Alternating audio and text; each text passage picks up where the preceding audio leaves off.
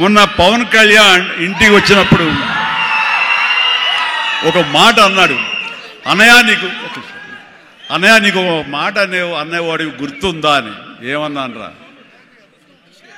మన ఇంట్లో ఇంతమంది మీరందరూ ఉన్నందుకు, నాకు ఈ అవకాశం భగవంతుడు ఇచ్చినందుకు ఇది నాతో ఆగిపోకూడదు. ఒక రాజ్ కపూర్ ఫ్యామిలీలో ఎంతమంది ఎలా ఉన్నారో ఆ రకంగా మరొక రాజ్ కపూర్ ఫ్యామిలీ మన మెగా ఫ్యామిలీ అవ్వాలి అని నువ్వు చెప్పావు. ఈ రోజున చూస్తుంటే తలుచుకుంటే నీ మాట ప్రభావం, నీ మాట మంత్రంగా ఈరోజు పనిచేసి మన ఫ్యామిలీలో ఇంతమంది 9 ఉన్నావు, 10 మంది దాకా ఉన్నావు అంటే కనుక నీ మాట పవర్. ఎందుకంటే నువ్వు చాలా నిష్కల్మషంగా అంటావు, అనేదో కన్విక్షన్తో అంటావు, అందులో ఎలాంటి పొల్యూషన్ ఉండదు కాబట్టి దానికి బలం ఎక్కువ అన్నయ్య. మంచి మనసుతో అంటావు, పాజిటివ్తో అంటావు అని కళ్యాణ్ బాబు అంటే అవును కదా అనుకున్నా. తెలియకుండా అదే ఒక పత్రిక కపూర్ ఫ్యామిలీ ఆఫ్ సౌత్ అంటూ మా గురించి ప్రస్తావించినప్పుడు, భగవంతుడా, ఇది మా గొప్పతనం కాదు, నువ్వు ఈ ప్రజలు, నా అభిమానులు, ఈ ప్రేక్షకులు మమ్మల్ని ఆదరించారు కాబట్టి మేము ఈ స్థాయిలో ఉన్నాము. అనుకున్నది ఆ రకంగా సాధించగలిగాము అనిపిస్తుంది. ఒక అద్భుతమైనటువంటి సౌధం, ఒక బిల్డింగ్ కట్టాలంటే స్లాబ్ వేస్తాం. ఆ స్లాబ్ వేసినప్పుడు ఆ వేసిన ఒక్కరోజు వర్షం పడకుండా ఉంటే బాగుండు, దాని నీరు తగలకుండా ఉంటే బాగుండు, అన్ని రకాల కేర్లు తీసుకుని వెదర్ రిపోర్ట్ కూడా తీసుకుని మనం స్లాబ్ వేస్తాం. ఆ స్లాబ్ వేసిన 24 అవర్స్ తర్వాత దాన్ని నీరు పడితే గనక లోపల మొత్తం అది పాడైపోతుంది.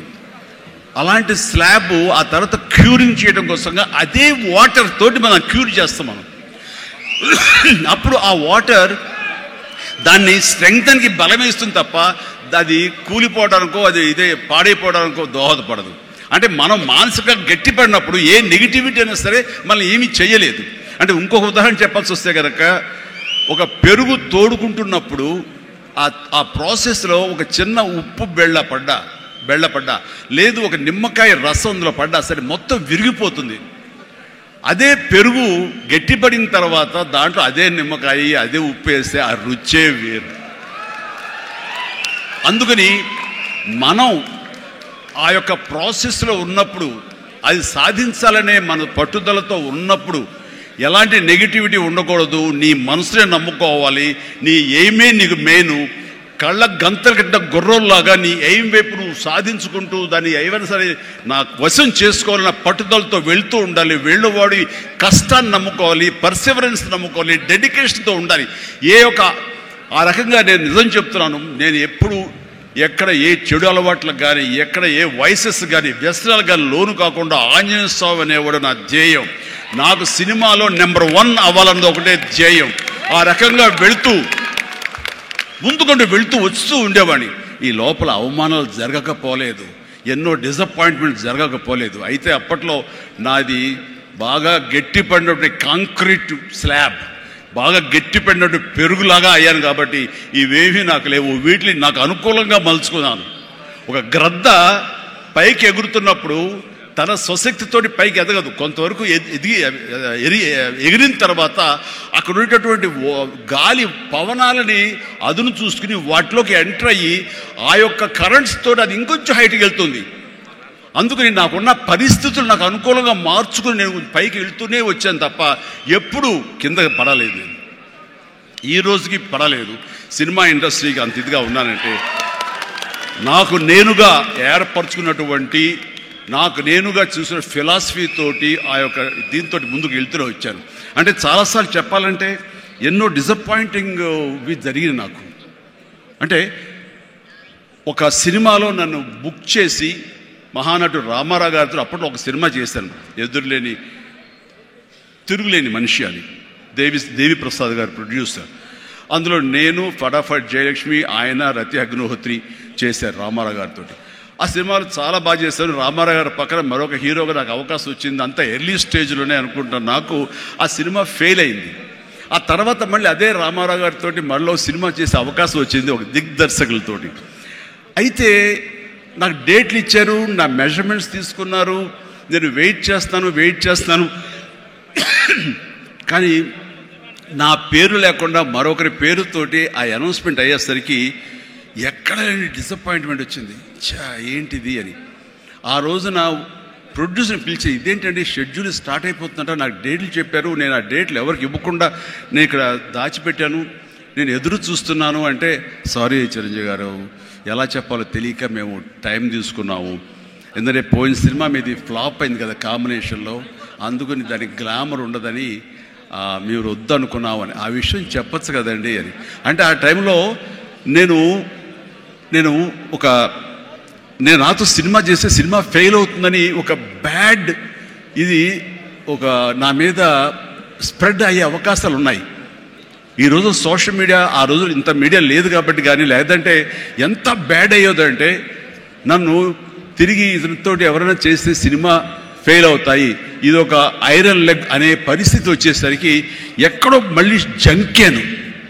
కానీ గ్రద్దలాగా నాకు అనుకూలంగా ఉన్నటువంటి అవకాశాల పవనాల్ని అదునుగా చూసుకుని నేను ఎదిగాను. దాన్ని పాజిటివ్గా తీసుకున్నాను. ఎవరైతే వద్దులే ఈ సినిమా చిరంజీవి వద్దులే అని నన్ను పక్కన పెట్టి అనుకున్నారో అలాంటి వ్యక్తితోటే నేను రామారావు గారి కంటే ఎక్కువ సినిమాలు ఆయన నాతో చేసేలాగా చేసుకున్నాను. అత్యధిక సినిమాలు రామారావు గారు చేస్తే ఆ మహానుభావుడు ఆ దర్శకుడి దగ్గర, అదే దర్శకులు వారు నన్ను భుజం పట్టి నన్ను పైకి తీసుకుని ఆయన కంటే 4 సినిమాలు ఎక్కువే చేశారు నాతోటి. అది పరిస్థితుల్ని మనకు అనుకూలంగా మలుచుకోవటం, మార్చుకోవటం, తద్వారా మనం ఇంకొంచెం పైకి వెళ్ళటం అనేది. ఆ రోజులో డిసప్పాయింట్ అయిపోయి నీ కసి లేకుండా, లేదా ఆ కసిని నెగిటివిటీ పెట్టి మార్చుకుంటే కనుక అది నిన్ను తినేస్తుంది. నువ్వు ఇలాగే ఉండిపోతావు, అలాగే దిగజారిపోతావు, అలాగే కనుమరుగైపోతావు. అలా కాదు, మనం ఎదురు తిరగాలి, పరిస్థితులు మనం అనుకూలంగా మార్చుకోవాలి. అందునే గ్రద్ద ఫిలాసఫీ నాకు ఫిలాసఫీ. అండ్ ఎదిగాను, పైకి వెళ్తూ వచ్చాను. ఆయన దగ్గరే నా రికార్డులు ఉన్నాయి. అది నా ఫస్ట్ సినిమా ₹1 కోటి చూసిన సినిమా అదే. నా రెమ్యునరేషన్ కాదు సుమా, సినిమా బడ్జెట్ 75 లక్షలు వస్తే కనుక బ్రహ్మణ బడ్జెట్ ఎంత రెవెన్యూ అనుకునేవాళ్ళు. ఫస్ట్ ₹1 కోటి. నా తోటి హీరోలు కూడా ₹1 కోటి తెలుగు సినిమా అనే లెవెల్కి వెళ్ళింది. అక్కడి నుంచి కోటి అనేది మామూలు అయిపోయింది. ఒక్కొక్క ఏరియాలోనే ₹1 కోటి. ఆ తర్వాత నా రెమ్యునరేషన్ ₹1 కోటి పైబడి అలా అంచెంచుగా ఎదుగుతూ వచ్చాను. నేనేమన్నానంటే, మీ బలం మీ పాజిటివ్ థింకింగ్, మీ బలం మీ కన్విక్షన్, మీ బలం మీ ధ్యేయం నుంచి పక్కదారి పట్టకపోవటం. మీరెవరైనా సరే మీ ఎయిమ్ ఏంటి అనే దాన్ని మీరు ఫిక్స్ చేసుకోండి. ఆ ఎయిమ్ని వెళ్ళటం కోసంగా దారులు వెతుక్కోండి. అవకాశాలు ఇలాగ అబండెంట్గా ఉంటాయి. వాటిల్లో మనకు కావలసిన అవకాశాలు, మన ధ్యేయానికి లక్ష్యానికి దగ్గరగా ఉండే అవకాశాలు మనకి పాపపై కనపడుతుంటాం. ఆ పాపపై కనపడే దాన్ని మనం గుర్తించగలగాలి, వాటిని ఎంబ్రేస్ చేసుకోగలగాలి, వాటిని మనకు అనుకూలంగా మనం మలుచుకోగలగాలి, అవి మనం బలంగా చేసుకోగలగాలి, వెళ్ళాలి.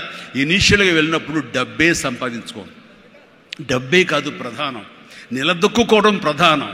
మన ఎయిమ్ వైపు మనం వెళ్ళటం అన్నది అది ప్రధానం. వెళ్ళిన తర్వాత డబ్బు ఆటోమేటిక్గా వస్తుంది. అనుకున్నావా ఇంత వస్తుందని, ఆ తర్వాత డబ్బునే పెంచుతుంది. సో నేను అలాగే వెళ్తూ వచ్చాను. నిలదొక్కుకోవాలి, ఇక్కడ నెంబర్ 1 అనిపించుకోవాలి, నా స్థానం సుస్థిరం. ఇది లేకపోతే నేను బయట నయా పైసాకి పని చేయను.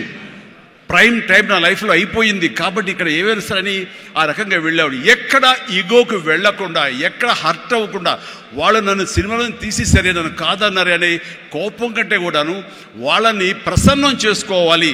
వాళ్ళు మళ్ళీ అతన్ని మనం బాధ పెట్టుంటామేమో కదా అని వాళ్ళ మనసుల్లో వాళ్ళు వాళ్ళు గిల్ట్ ఫీల్ అయ్యేలాగా చేసి నెక్స్ట్ ఏమైనా సిద్ధం సినిమా చేయాలయా అని అనిపించేలాగా నా బిహేవియర్ ఉండేది. ఆ బిహేవియర్ తోటి వాళ్ళ ఆఫీస్కి వెళ్ళి కూర్చునేవాడిని. అంటే అక్కడ నాకు ఒక పౌరుషం లేదని కాదు, పరిస్థితి నాకు అనుకూలంగా మలుచుకోవడంలో నేను అది ఆ రకంగా కొంచెం తగ్గి వెళ్తాను. నేను తగ్గడం మూలంగా ఆ తర్వాత వచ్చే కరెంటు వేవ్స్ దాని మీద ఎక్కితే అదే తీసుకెళ్తాను పైకి. అది నమ్మిన వాడిని నేను.